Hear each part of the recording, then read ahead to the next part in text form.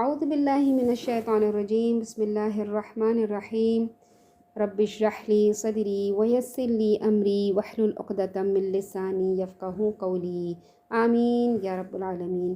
السلام علیکم ورحمۃ اللہ وبرکاتہ۔ ان عورتوں کی شکست سے زلیخا کے دل سے اپنی شکست کا غم جاتا رہا۔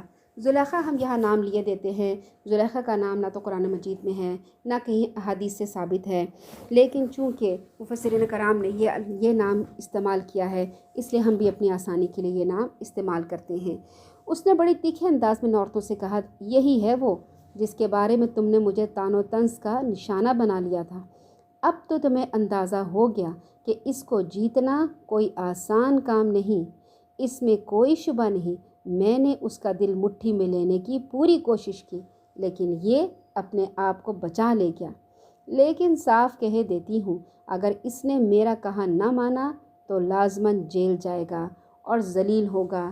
مطلب یہ، اگر میں محبت سے اسے رام نہ کر سکی تو یہ نہ سمجھے کہ اس کی جان چھٹ جائے گی، اب جیل کی ہوا کھائے گا اور ذلیل ہوگا۔ یہاں سے حضرت یوسف علیہ السلام کی آزمائش ایک نئی شکل اختیار کرتی ہے۔ حوث کی محبت اپنی ناکامی کا انتقام لینے پر آمادہ ہوتی ہے، اور معلوم ہوتا ہے کہ مصر میں غلاموں پر ان کے آقاؤں کو غیر محدود اختیارات حاصل تھے۔ وہ ان سے ناراض ہونے کی صورت میں بلا تکلف ان کو جیل بھجوا سکتے تھے۔ پھر یہاں تو معاملہ ایک اعلیٰ سرکاری عہدیدار کی بیگم صاحبہ کا تھا، کس کی مجال تھی کہ ان کے ارادے میں مزاحم ہو سکے۔ یہ دھمکی تو زلیخا نے حضرت یوسف علیہ السلام کو مغلوب کرنے کے لیے دی تھی کہ اس سے ڈر کر وہ اس کی خواہش پوری کرنے پر آمادہ ہو ہی جائیں، لیکن حضرت یوسف علیہ السلام نے حوث کے ان پھندوں کے مقابلے میں جیل کی بیڑیوں کو غنیمت جانا۔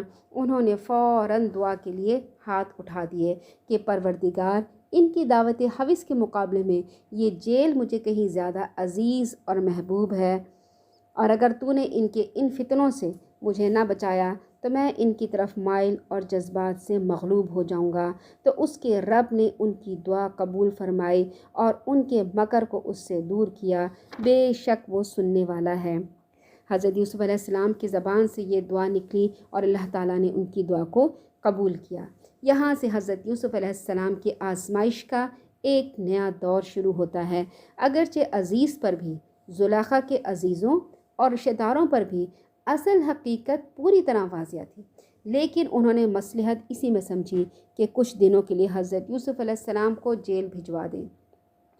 انہوں نے خیال کیا ہوگا کہ کسی طرح لوگوں کی زبانیں کچھ عرصے کے لیے بند ہو جائیں گی، نگاہوں سے دور ہو جائیں گی، تو نگاہوں سے دور ہونے کی وجہ سے زلیخا کا خبر بھی جاتا رہے گا، اور جیل میں حضرت یوسف علیہ السلام کے دو ساتھی خواب دیکھتے ہیں۔ وہ خواب کی تعبیر حضرت یوسف علیہ السلام سے پوچھتے ہیں۔ حضرت یوسف علیہ السلام اس خواب کی تعبیر بتاتے ہیں جو بالکل سچ ثابت ہوتی ہے، اور یہیں سے ان کے لیے بادشاہ وقت کے ایک خواب کی تعبیر بتانے کی راہ کھلتی ہے، جس کے بعد بادشاہ ان کا ایسا گرویدہ ہو جاتا ہے کہ ملک کے تمام سفید و سیاہ کو ان کا مالک بنا دیا جاتا ہے۔ پھر حضرت یوسف علیہ السلام کے ساتھ دو قیدی بھی داخل ہوئے۔ ان دو قیدیوں نے کوئی خواب دیکھا۔ اللہ تعالیٰ فرماتے ہیں اس کے ساتھ دو اور جوان بھی جیل خانہ میں داخل ہوئے۔ ان میں سے ایک نے کہا، میں اپنے آپ کو خواب میں دیکھتا ہوں کہ میں شراب نچوڑ رہا ہوں، اور دوسرے نے کہا، میں اپنے آپ کو دیکھتا ہوں کہ میں اپنے سر پر روٹی اٹھائے ہوئے ہوں جس میں سے چڑیاں کھا رہی ہیں۔ آپ ہمیں اس کی تعبیر بتائیے، ہم آپ کو نیکوکاروں میں سے سمجھتے ہیں۔ یعنی ہم آپ کو دیکھا ہے، آپ کے علم و تقوی سے متاثر ہوئے ہیں، آپ نیک ہیں۔ جیل میں جتنے قیدی ہیں ان سب میں زیادہ نیک اور احسان کرنے والے ہیں۔ ہم آپ کے پاس آئے ہیں کہ ہمیں خوابوں کی تعبیر بتائیں۔ اس سے پتہ چلتا ہے کہ خوابوں کی تعبیر نیک اور اچھے اخلاق والے انسان سے، صوم و صلات کے پابند اخلاق سے ہی تعبیر پوچھنی چاہیے۔ حضرت یوسف علیہ السلام نے فرمایا، کھانا تقسیم ہونے سے پہلے میں تم کو ان خوابوں کی تعبیر بتا دوں گا۔ ادھر خود حضرت یوسف علیہ السلام نے حق کی تبلیغ کے لیے ایک نہایت ہی اچھا موقع پیدا کر لیا، جو ان کی زندگی کا سب سے محبوب مقصد تھا۔ جب انہوں نے دیکھا کہ یہ دونوں خواب کی تعبیر معلوم کرنے کے لیے میری طرف ہمتن گوش ہیں، تو انہوں نے موقع سے فائدہ اٹھایا اور سب سے پہلے اللہ تعالیٰ کی توحید بیان کی۔ انہوں نے فرمایا کہ اللہ کی بندگی کی دعوت انہوں نے پہنچائی، اور انہوں نے فرمایا کہ اللہ ایک ہی ہے، اور توحید یہ ہے کہ اللہ کے سوا کسی اور کی عبادت نہ کی جائے۔ یہاں پر جو لوگ اللہ کے سوا دوسروں کی عبادت کرتے ہیں یہ شرک ہے جسے اللہ تعالیٰ پسند نہیں کرتا۔ اور میں تو اپنے بزرگوں ابراہیم، اسحاق اور یعقوب علیہ السلام کے مذہب کی پیروی کرتا ہوں۔ ہمیں حق نہیں کہ ہم کسی چیز کو اللہ کا شریک ٹھہرائیں، یہ اللہ کا ہم پر اور لوگوں پر فضل ہے، لیکن اکثر لوگ شکر ادا نہیں کرتے۔ یعنی جن کو تم پوج رہے ہو یہ محض تمہارے وہم کی ایجاد کیے ہوئے ہیں، ان ناموں کا کوئی وجود نہیں۔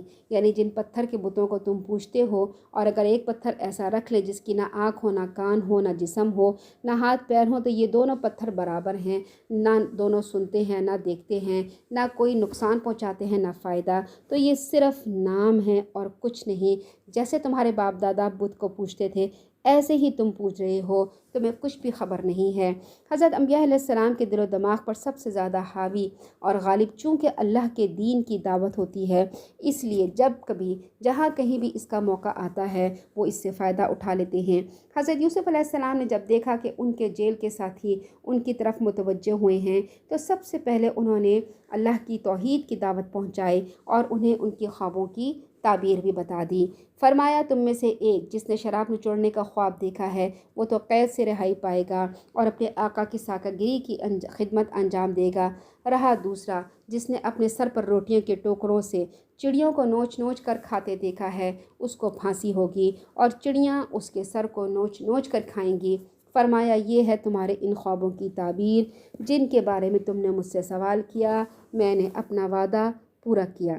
ان دونوں میں سے ایک جس کی نسبت حضرت یوسف علیہ السلام کو گمان تھا کہ وہ جیل سے چھٹ جائے گا، حضرت نے یہ خواہش ظاہر کی کہ اگر کوئی مناسب موقع ہو تو اپنے آقا سے میرا ذکر کرنا، شاید کہ قید خانے سے جان چھوٹ جائے۔ یعنی جیل سے چھٹنے والا یہ غلام اپنے آقا یعنی بادشاہ کے سامنے حضرت یوسف علیہ السلام کا ذکر کرنا بھول گیا۔ اس بھول جانے کو شیطان کی طرف منسوب فرمایا، اس لیے کہ کسی نیکی کے کام سے غافل کرنا شیطان ہی کا کام ہے، اور اللہ تعالیٰ یہ نہیں چاہتے تھے کہ یوسف علیہ السلام بادشاہ کے سامنے سوالی ہو کر پیش ہوں، یعنی سوالی ہو کر پیش ہوں کہ مجھے یہاں قید خانے سے چھٹکارا دیا جائے، بلکہ اللہ تعالیٰ یہ چاہتے تھے کہ بادشاہ جو ہے وہ سوالی بن کر حضرت یوسف علیہ السلام کے پاس آئے۔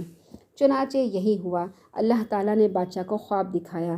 خواب کچھ اس طرح سے تھا کہ بادشاہ نے ایک خواب میں دیکھا کہ 7 موٹی گائیں ہیں اور 7 دبلی گائیں ہیں، یہ دبلی گائیں موٹی گایوں کو نگلے جا رہی ہیں یعنی کھا رہی ہیں۔ اسی طرح سے 7 سبز رنگ کی بالیاں ہیں یعنی ہری بھری بالیاں ہیں، اور دوسری 7 خشک یعنی زرد بالیاں ہیں، یہ 7 خشک بالیاں 7 سبز بالیوں کو کھا رہی ہیں۔ بادشاہ کو یہ خواب بڑی اہمیت رکھنے والا محسوس ہوا، چنانچہ اس نے اپنے درباریوں کو یہ خواب سنایا اور ان سے کہا کہ اگر آپ لوگ خوابوں کی تعبیر کرتے ہیں تو ذرا میرے اس خواب کی تعبیر بتائیے۔ ان کو کچھ نہ بن پڑا تو انہوں نے بولا یہ خواب پریشان ہیں اور ہم پریشان خوابوں کی تعبیر کر کے عالم نہیں۔ دربار کے معتبروں نے یہ فکرہ کہہ کر اول تو بادشاہ کی پریشانی دور کرنے کی کوشش کی کہ جہاں پناہ اس خواب کی زیادہ فکر نہ کریں، یہ خواب پریشان نوعیت کی چیز ہیں، یہ عام خیالات ہیں اور ان کی کوئی تعبیر نہیں۔ اور اس خواب کی تعبیر سے درباری معتبروں کی بے بسی نے شاہی ساقی کو جو جیل سے چھوٹا تھا ایک مدت کے بعد اپنے خواب کا قصہ یاد دلایا۔ یعنی اس طرح سے جب محل میں یہ بات پھیل گئی کہ بادشاہ جو ہے وہ خواب کی تعبیر معلوم کرنا چاہتا ہے لیکن خواب کی تعبیر معلوم کرانے والے لوگ اس کا جواب نہیں دے سک رہے، تو اس ساقی تک بھی یہ بات پہنچی جو جیل سے نکل کر چھٹ گیا تھا۔ اسے یاد آیا حضرت یوسف علیہ السلام اور یہ بھی وعدہ یاد آیا کہ جو انہوں نے کہا تھا کہ مجھے یہاں سے نکالنا، وہ فوراً اس نے بادشاہ سے اجازت لی اور کہا کہ میں آپ کو ان خواب کی تعبیر بتاؤں گا، مجھے صرف جیل میں فلاں قیدی سے ملنے دیا جائے۔ چنانچہ وہ حضرت یوسف علیہ السلام سے ملنے کے لیے آیا اور دربار میں حاضر اور جیل خانے میں آ کے حاضر ہوا، اور اس نے جاتے ہی حضرت یوسف علیہ السلام کو کہا ایھا الصدیق، یعنی اے سچے انسان، اے پیکر صداقت، اے صدق مجسم، جس سے معلوم ہوتا ہے کہ وہ صرف اپنے خواب کی تعبیر کی بنا پر حضرت یوسف علیہ السلام کا معتقد نہیں ہو گیا تھا، بلکہ ایک مدت تک جیل میں ان کے اچھے اخلاق، ان کی پاک بازگی اور صداقت کا اس پر اتنا اثر ہوا کہ اس نے ان کو گرویدہ بنا لیا تھا۔ پھر اس نے بتایا، اس خطاب کے بعد اس نے خوابوں کا ذکر کیا کہ 7 دبلی گائیں ہیں جو 7 فربا گایوں کو نگل رہی ہیں اور 7 خشک بالیاں ہیں جو 7 سرسبز بالیوں کو کھا رہی ہیں، اس خواب کی تعبیر بتائیے تاکہ میں باہر جا کر لوگوں کو بتا سکوں اور انہیں اطمینان ہو جائے۔ سبحانک اللہم و بحمدک نشہد ان لا الہ الا انت نستغفرک و نتوب الیک۔ السلام علیکم ورحمۃ اللہ وبرکاتہ۔